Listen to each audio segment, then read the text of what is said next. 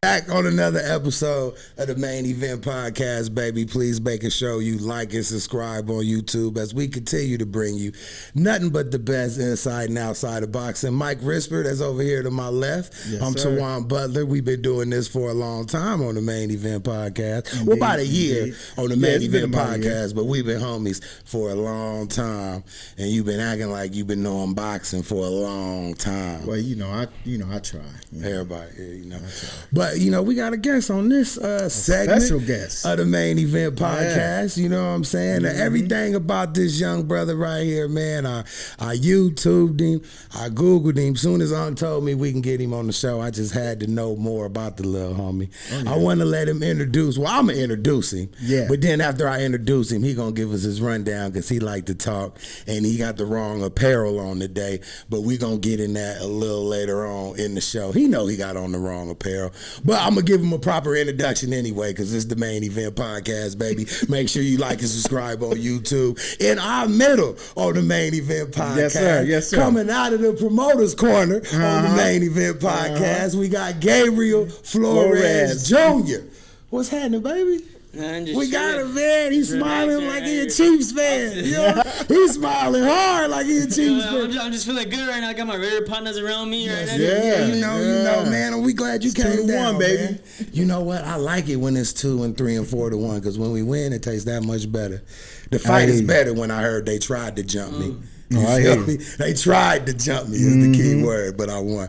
But what's been up with you, man? How you doing? Nah, just staying active. Staying active? Training, sparring. Oh, and see, this how you know we live at the Main Event. You know what I'm saying? We gonna let it be known. We at the barbershop, 7320 South Rainbow. And the speaker is gonna let you know who's right. Just pick it up and hang up in the background. Just pick up and hang up. That's all we gotta do. Just pick it up and then hang it up. There we go. This is the Main Event Podcast. We gonna keep it, man. That's just how we roll. Okay. They wanted a haircut, but we closed because we got a superstar in the making right here. So we gonna be all right. So Gabriel, man, talk to us before we got rudely interrupted by somebody that won one of these nice fades here at the barber company. break down your amateur career, man. How many amateur fights you had? Where you from? Where you repping? Well, we know where you repping, but where you from? All that good stuff. I was born and raised in Stockton, California. Okay. My whole life. I barely moved here in Vegas come February. Okay. Last February. And my amateurs, they went well. I had a real good time in the amateurs. I went to Russia, fought out there. Nice. Traveled a little bit. I could travel all over the country to fight. Nice. I ended my career with 91-7. Okay. Oh, that's a good record there. 90. I was just about to ask you how many fights you had because a lot of fighters, man, they seem to think all they need is 10 or 15 fights and they ready to go get the money. That's tough. I personally think you need a lot so that way you can see everything on the table. You can't buy experience. That's one thing. Right, yeah, for sure. Experience is a big thing, and it's better to learn a lot more in amateurs than to get in that ring as a pro and start learning. Right. If you can learn in amateur, just learn in amateurs because a mistake is you will pay a cost for a mistake in the pros than you will in the amateurs. Yeah. Right, for sure, man, for sure. And now as a pro, you went 91-7 as an amateur, man. That's woo. You got how was them? You've been winning so much. How'd you take the losses in the amateurs? Like, man, that's hard. That win percentage is a lot. Yeah, I never really, I'm real competitive. I'm not that losing thing right there. Just hurts. It hits up a certain spot. Yeah. It sucked. Like. Let's say the times I won that fight, but it still didn't go my way. Right. Politics and all that amateur is crazy. So, but I still wouldn't want to go out and eat ice cream and cheat on my diet. I would be stuck in a hotel room, like dreading it, watching the video over and over, stressing it out. So, losing doesn't do good with me at all. So, it was tough for sure. For sure. Now, after all them fights, what do you think made you say, all right, man, it's time for me to go pro. I'm ready to take my career to the next level and try to make life better for me and my family? It's funny, that thought didn't even come in my mind when that contract came my way. Right. I was 16 years old. I was young. I was a youngin'. I was focused on my amateur career, thinking about the Olympics. Right, yeah. I was 16. Yeah, a lot of amateurs do. Looking for the 2020 Olympics. Yeah. Right, yeah. So the first one to reach out was Floyd and his team. And we talked and that didn't go. Okay. We didn't go with him. Everything was cool people and all, but we couldn't come to agreement. Right. Then Top Rank came, and we talked, sat down, we had an agreement, and we met up in person. And and while all that was happening, we're like, man, this is crazy, like, because there's scouts out there when you're fighting. Yeah. And I guess they're coming back and saying, who we looking at? Who can we sign? Yeah. You know what I mean? They're like, man, this is a young kid. Like, he's 16. Nah. They're saying like, nah, but they keep on. My name was ringing in the top rank office, so they finally brought me by. So that's how that happened. And we was in that room for another 3 hours negotiating with my pops. Oh yeah. Wow. So when we got there, we negotiated for another 3 hours. We almost didn't even sign. So it went down. You know, it was a little intense in that room at that time. I mean, you know, hey, you talk about career, so it need to be intense. Yeah. But when you did sign, did you feel like, okay, the weight's lifted a little bit, we about to go in the right direction? I'm with a good good promotion company who made a lot of champions since they've been in business. So you felt like the weight was lifted, you was ready to take off at that point? For sure. When I got that call and really started thinking about it, I was like, man, this is crazy. Like, but I'm ready for it because I know what I was bred for. I know what I was thinking about ever since I was a kid.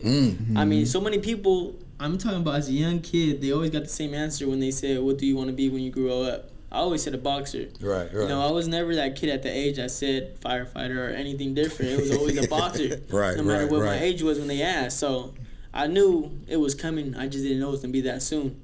Man, that's I got a question because one of the things when I was looking you up, you know, is your story, man. I kind of, you know, I grew close to.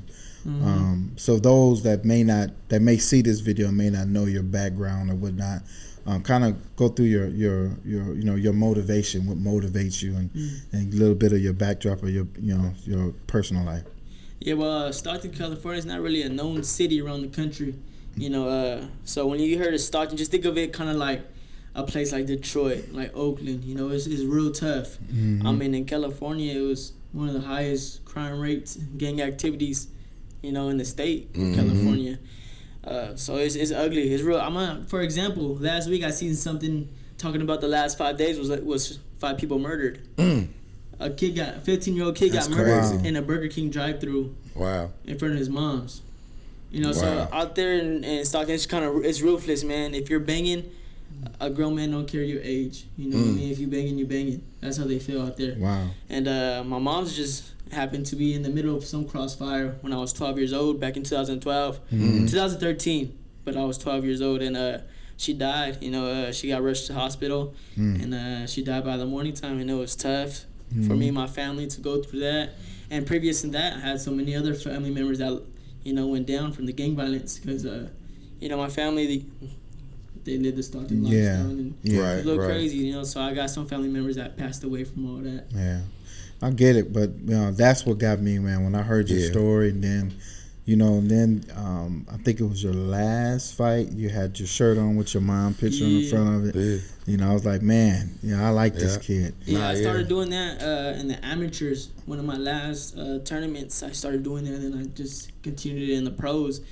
But yeah, that's a big motivation for me right there. And like, you know, growing up, moms, she would be crying at night, you know, worried, stressing about my uncle passing away, about the bills, you know, because my mom's was all moms, and she had twins and me. Oh, okay. You know, my pops took care of me. He did, but my mom's had the other twins too. You know, my pops took care of them too. He looked at them as children, but it was, you know, they was butting heads at the time. You know, it wasn't as easy and gravy, but so mom had to support 3, and it was tough for her, and she was stressing. So me be right here in my career, I'm just trying to do my best and make sure I make a good amount of money financially to help my people back at home, because that's hurt, you know what I mean? Talking about budget, that hurts, you know what I mean? You know, I mean, especially when, you know, as a child, you've seen the back ends of life, you know, sometimes those things become motivation, and that's the right thing to do with that. Some people use it as a negative turn, you know, because they've seen so much negative, then they become negative, but you turn it around and use it for your benefit, man. That's a good thing, man. That's why, you know, I can support somebody like you, not only because you got them hands and you be putting them on people, but because, man, you doing the right thing, you know. That's the most important thing. And the crazy thing is, as a kid, you never know what's really going on. You know, when my mom's passed and I look back and I really think like, oh, okay. Then I really started realizing that Mom's was really stressy, you know, because as a kid, I didn't really know why she was crying at night. You know, I know my uncle passed and all that. That's what I was thinking, but I didn't really know the deep details. Yeah, you don't get it until you get older. Yeah, because they don't really want to tell you and stress you out. They want you to continue being a kid. Doing your thing. Yeah, man, you handling that. How old are you now? 20. He sound like he about 36 up here with a few kids. Like he done been through something a little bit, man. No, I seen that story too, man. And when I seen that, I was like, bro, that hit me too, because you know, I lost my moms as well. You feel me? I was 19 at the time, but you know, when somebody lose their mom, you can kind of relate about what they're going through. You know what I'm saying? So when I seen you deal with that and you just bounce back from that and use that as motivation to keep you going, like, bro, that's blueprint for hustler all day long. In my book, because a lot of people, man, I've even had a lot of friends who bad things happen to them in their life, and like Mike said, they use that to think they just stuck in being negative. You know what I mean? But that's never the case. It's all about your mind state. There's a lot of kids in Stockton like that. Oh, I know. I've been to Stockton once or twice. I know. They grow around a lot of their peers, a lot of their uncles, cousins. They all doing the same thing, banging, gang banging all day long. And that's what they look up to. That's what they see. That's what's around them. That's their environment.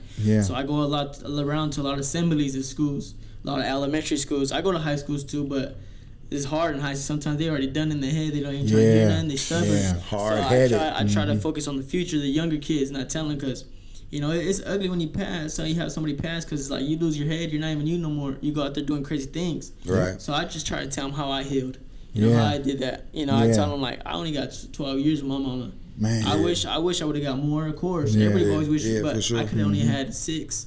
Some people only had their moms for 6 years, you know. So I tell true. them, you just got to be grateful for the time you had. And I'm Catholic, so I'm into God. So like, don't question God, you know. Just you had enough time. You had your time, and be grateful for that, because a lot of people had less time than that. That's right. That's right. So I'm with you on the God thing, man. I have a strong relationship with God. You know, I'm to tell you, you know, I stick to the book, and so I did all that. You know, you got to put God first, and not, you know, if something happened, you got to know that God got you. You know, everything happened for your good, and it's a good thing that you're using it for your good. So I'm out here working hard, man, on TV and everything. So I'm going back to somebody trying to tell these kids, like, look at. You know, they think they only have a limit. They think their standards and their goals can only be so high just because where they come from. And I try to be the example, be like, they could do whatever they want. They could go sky high. You're not limited. You're really not. You're not in a bubble. Yeah, you know, you got even though you're the odds stacked against you. Yeah, they are. But that does not mean you cannot do what you want to do in life and to make a career out of it. So that's who I'm trying to be. You know, fight on ESPN. So I feel like I gotta be successful too. To shoot that message. You're gonna be successful too. You know, and then I can't shoot that message. You're right. And it feels good because I'm younger and I'm closer to age with them than the old heads that usually tell them that, their parents and all that, because they hear from all that. But somebody closer to the age, I feel like it helps them a lot more. So how do you feel now that you done moved away from Stockton? Now you're here in Vegas. You know, how do you feel as far as your dedication to your craft? Is it easier for you to get focused where you don't have a whole lot of, you know, old family members or old friends negative around you, where now you can just, you know, on a regular base, you know, run and not be distracted? It's so much easier, you know, moving to Vegas, because I don't know nobody out here. It's only me and Pops. That's it. Me and my trainer. Pops is everything to me. At one point, he was my trainer and manager. But now we just linked up with Jay Prince, and a lot has been going good for me. Antonio Leonard, a lot has been going good for me ever since they in my life and with the contract. Man, so that was one of the questions I wanted to ask you. He jumped right into it before I could even ask him. That jumped up my stock. That helped me a lot with boxing, everything, knowledge. When I have a question, I can ask them because they got the answers. You know, they experienced, they've been this a while. Got Andre Ward, so also with him too. So I got a lot of experience, I got a lot of weight on my team. You know, I got a heavy team. Talk about that weight for me, man. How did you even, you know, you mentioned it, you know, that you signed with Jay Prince and Antonio. Them my big homies right there. What's happening, y'all? You got to say what up to the big homies. Of course. But how did you know, how did they come across your table or you came across their table? How did that partnership even happen? Yeah, well, I've been knowing, we weren't too tight, but I've been knowing Antonio since the amateurs. We seen cross paths with him because he was always with Shakur. Right. So I crossed paths with him before, but we ain't talked too much. And then so coming in the pros, Jay Prince was watching me, see me fight, and he talked to us and talked to my pops about it a lot. And my pops said, yeah, we'll give you a call, we'll talk, we'll sit down. And we're kind of we were with other people too, but we really wanted to hear what Jay had to offer. And when we moved to Vegas, we felt like that was a good time because we know they stay out here in Vegas time to time. They got a house out here, so we got to sit down and talk.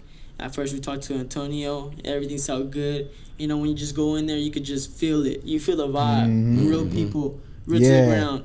You know, and you could just, like I said, you could just feel the vibe. And so we sat down talking. It made sense. Right. It made a lot of sense. Yeah, for sure. You know, and they fit me.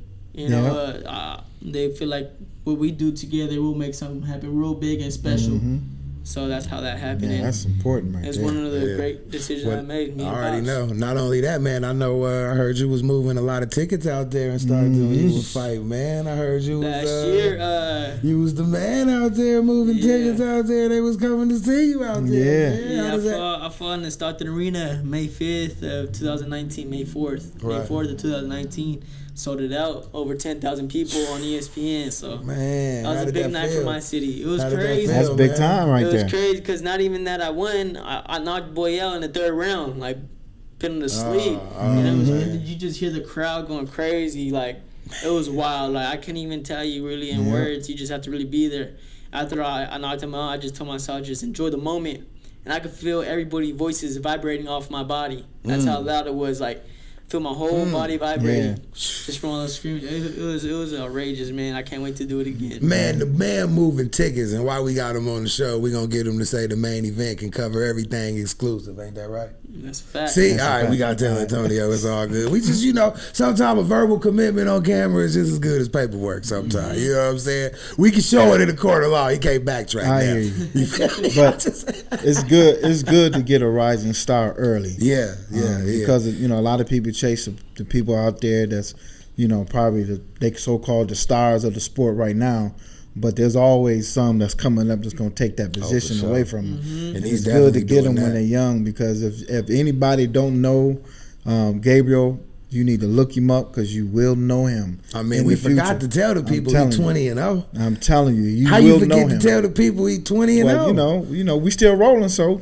He 20-0. You feel me? The Main Event Podcast, baby. That's right. Now tell them they don't know what weight class you in, man. Let them know what weight class you in. Super featherweight, 130. No, man, you know it's a lot of heat in that class, man. Yeah. This is pro boxing. This is not the amateurs, though. You right. So no matter what weight class you jump into, there's gonna be competition. There's world champions everywhere. You right. You right. Now, talk to me a couple of these 130-pound fighters, man. They y'all. It's about time for y'all to meet soon, man. We can go from drop a few, Mike. I know you can't wait to drop. Well, 130. I mean, Tank jump in and out of 130. Okay. And you got Shakur at 130. Okay. You got Teofimo, I think he at 135. Okay. You got Gary Russell just went up to 130. Okay. You got quite a few fighters. You got Ryan Garcia. He's right around in that weight too. He's 35. 35. So they can get it, right? Yeah, Miguel Berchel. Yes. There's all kinds of world champions right there. Like. Everybody's here for Who the do big you picture, want, for the big stake. Who do you want?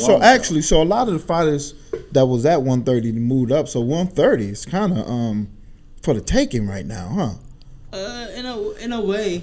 I mean, there's world champions. Like I said, they probably fight for the vacant and all that. I don't really know how I go. My job is to step in that ring in front of me and make a show out of him, perform, look great. I heard that. I get up to the next step and get a bigger and better competition. Because if I go in there against a guy and look average or mediocre and it feels an okay fight, then maybe they don't want to give me the next big guy. They don't want to up me up. So every time when I step in the ring, it's supposed to be a shutout. That's what domination. I'm talking about. So just show them I'm ready for that next guy. That's a good way to look at it. So I'm betting this on next year, we're ending out a year and going into a new year. What do you see in the upcoming year for yourself? Well, I'm looking to fight in February. Hoping that's the first one to really put a statement, really show who I am. And after that, I feel like I'm going to get a title shot probably at the end of the year, my third fight of the year. Towards the end. But we take this fight by fight. Fight by fight. It's known for sure. Yeah, I don't like to make any promises or say something going to happen and not happen. Because I like to say something and make it happen. You know what I mean? That's why ever since I was a youngin', I wasn't out there calling out names and stuff like that. Yeah. Because I know that's not going to be my next fight. I didn't want to be like, oh, I want to fight this one. Woo, he can't see me, this and that. And I'm not even going to fight him for years to come. Right. That don't really make too much sense to me. Right, you know what I'm saying? If you hear something come out my mouth about a name, we're going to get him up within the next fight or two. Yeah. So sometimes if you call him out early, it might make him jump. Mike is a big fan of that. Yeah. Call him out. Get his butt up off the couch. Make him do something. Yeah. You feel me? You know. But at the same time, I respect the way he going about it and look at it. Oh yeah. Because so many he times look like he ain't playing. You see people that jump up and want to be in that championship bout and they ain't ready. Yeah, but they just calling people out. I'm a but fighter, you know what I'm saying? That's what I do. I'm not out here to clout chase, trying to make my name, That's what I'm talking I'm about. a fighter, you know what I mean? And when they see me in the ring, they see it. The more people see me, they see I'm more of an old school fighter. Yeah, I've seen you fight. Because a lot about me is I seen a old couple school. of From fights my too. music to the cars I like. Yeah. A lot of thing about me is old What you know school. about old school music, man? I'm signed by Rap a Lot, man. Come on Okay. now. I was just making sure. I was just making sure, man. I don't know, history. man. Okay, I was just making sure. You got to man, remind them sometimes they forget, you know? I mean, you know, Rap a Lot, man. It's the Kansas City. Jay Prince, my right hand man, man. Yeah, it's the that's Kansas the City hat that made him told Jay, forget. you know, it's because I'm a youngin', you know, I'm 20 years old, so Jay signed me, and he probably don't really know my history, you know. It's like, hey, Jay, I know a lot about your music, the artists you signed, you had around you, you know that, because Pops brought me up on that. Oh yeah. You know, Pops had that playing when I was in the car seat. Right, So that's to the where I Ghetto get that Boys. from. You know, The Scarfaces, all that. the Taylors. It's so much you can all name. that. Yeah, it's so much you can name, It's a long man. resume. Man, long resume. Well, Jay, we got to get you here, man. You know what I'm saying? It's been a minute, my brother. Last time I seen him was at the Tyson Fury fight a couple years ago.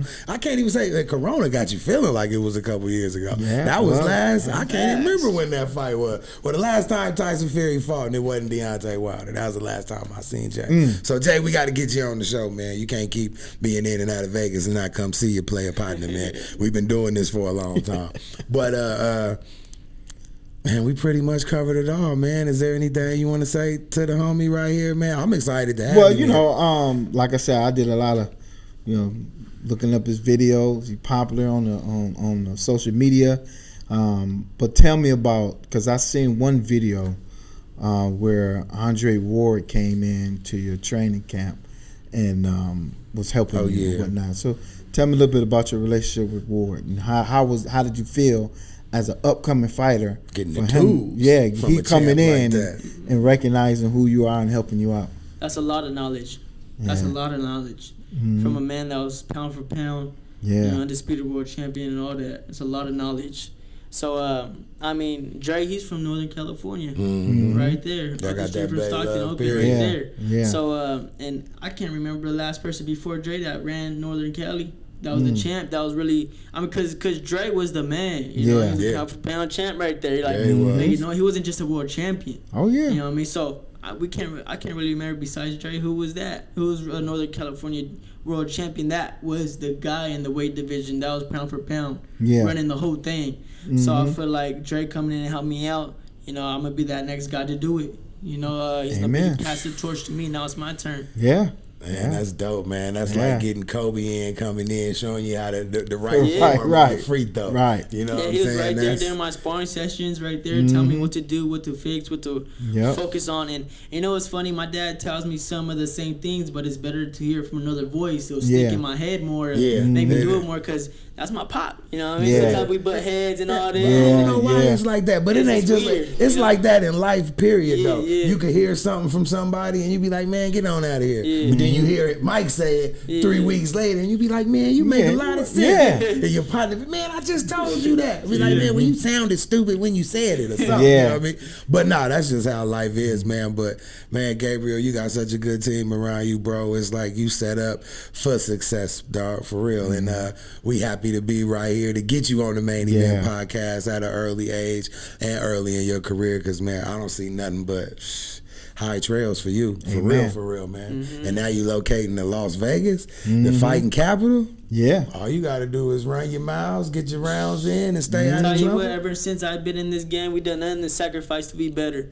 You think I want to leave my hometown and come out here in Vegas and not know nobody, leave my family, my people out there where I'm comfortable? No. Yeah, let's show you But serious. that's something I had to do to make sure that I do better in my career. And when these bigger competitions come up, they don't look like a bigger competition. They look like those boys from my last fight. So that's my job. Well, who do you want, man, out there? Who do you, I know you said you ain't gonna name call, but this the main event podcast, and you in the weight class where you got to kick a lot of. I was gonna cuss, but we keep it right on the main event. But who you call? I know you ain't gonna call them out. Just say somebody's name, man. You gotta want somebody at that weight class that's reigning that you know they can't see you.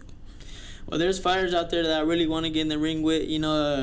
It's coming, and I can't wait to get in there. You know what I'm saying? Like, I'm gonna say the name for him if he don't say it. You know what? Leave it like it is. Leave it like it is. For sure. Because then when he get in the ring, he can just demolish whoever they put in front of him and just continue. And then sooner or later, they got to fight him. You got to fight me. No matter what. No running, because I'm the last man standing. Yeah. Then they have to fight him. Yeah. So just keep doing what you're doing. Anybody they put in front of you, just knock them down. They will. Hopefully they put the Raiders in front of you. Knock them down too. Get them right on out the way. Because y'all came here around the same time, right? Yeah. You said you moved here last February. That was around the time the Raiders thought they was coming out. At least you kept winning though. You feel me? The Raiders, they got here. Did y'all lose one? Yeah. What's y'all your lose record one? like? We 12-1. What's that one? Where did that come from? Life happens, baby. No, Sometimes okay. okay, we lost to the Raiders. Is that what you want to hear? Just thought I'd bring that. I just thought I'd bring that up. You know. But all I'm saying is that was one game in the last 4 or 5 years. So you can have a garbage can get a steak, baby. A broken clock right twice a day if you stare at it long enough. Yeah.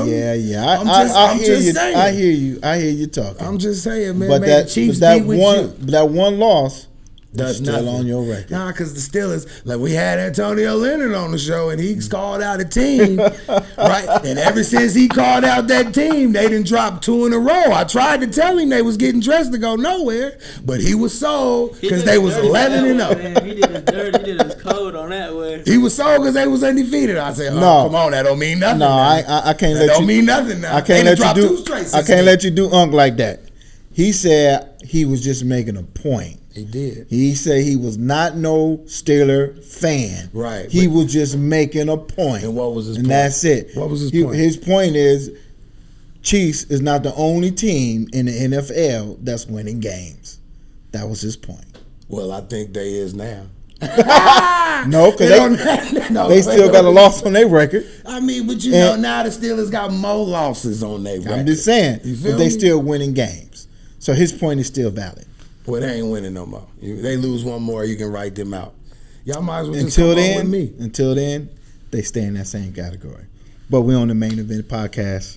Make sure y'all like and subscribe on YouTube as we continue to bring you nothing but the best. I'm Tawan Butler. We got Gabriel Flores Jr. The man is perfect in everything he do other than his football team. And we got Mike Crisper over here. He outlines for wearing his Raider hat, but he only did it I'm all about the guests, baby. I'm all about the guests. He came through repping. You feel me? But I'm going to give him a pass because he's a good dude. You feel me? And long as... Can you make me a promise, bro? For real, like all bull aside, I want to keep it 100. Your first world title fight. I'm going to wait till it's pay-per-view. Can you walk out in the Chiefs hat? No. No. I'm just saying, man. No. That's a far fetch. What if I get him to sponsor you though? What if I go talk to Clark Hunt and be like, look, man, what if I go tell him, look, man, we got 2 million people about to watch Gabriel fight. Can I get $500,000? All he got to do is wear this hat to the ring. You ain't gonna wear the hat to the ring for $500,000? That's a real fan, man. That's a real fan. That's a real fan. Right, I guess he gonna go down with the ship, baby. Well, I see you at the... No, you ain't gonna be at the top. I'll see you at the end of the season, baby, when we popping champagne. The Main Event Podcast, baby. Make sure y'all like and subscribe. Thank you for coming, man. We out man. with Appreciate you. it. Thank Hey, Rap a Lot in the building. You want to give a shout out to anybody while you here before we close it out? Give them your social media following and all that. Just to my city, man, Stockton, California. I'm doing it all for them. They always on my back, always out there repping me. They showed me love when I came on to my hometown and fought. You know, the crazy thing they did, they had posters of my mom's in there. in the crowd. You know, people was showing up pictures of my mom. That's so awesome. They're showing big love to me. So, you know, I always rep my city. That's where I'm born and raised. I always come back home. Always there. Even though I live in Vegas, I'm always still visiting. So That's I appreciate y'all. Amen. Man, for sure. And on that note, baby, we out. We catch y'all next time. Peace. Peace.